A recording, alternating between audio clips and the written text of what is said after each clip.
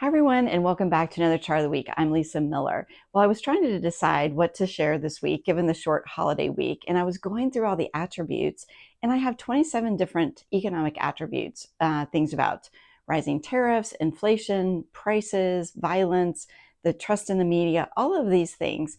But guess what the number one attribute was just last week in June? It's that it's too expensive to have fun.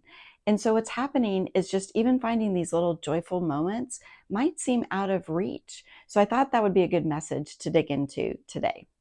So let's take a look at this chart. Basically, what it's showing is the percent of Americans that agree and strongly agree with the statement that it's just too expensive to have fun. And remember, out of 27 attributes, this was the number one thing they agreed with. So it basically shows we all are trying to have fun, but it's just expensive. And in fact, that number keeps going up. If you look at April, May, June, it's just going up. But this next chart actually just is kind of sad to me, which is for those with families, young children, and teenagers, it's just those numbers are even higher. So if you have kids, you know what I'm talking about.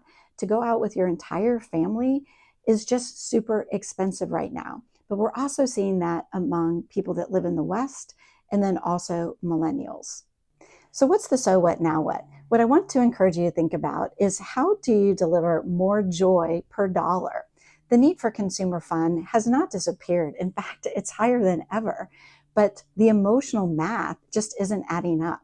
So there was a saying I had back in the pandemic that I think is as relevant today as it was back then, is that make every day feel like a grand opening. Think of how exciting that is for your employees. Think about how exciting it is for your consumers.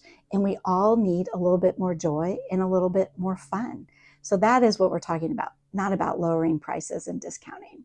Well, I hope you guys have a wonderful holiday weekend, and I hope you can go find a lot of fun. Until next time, thanks.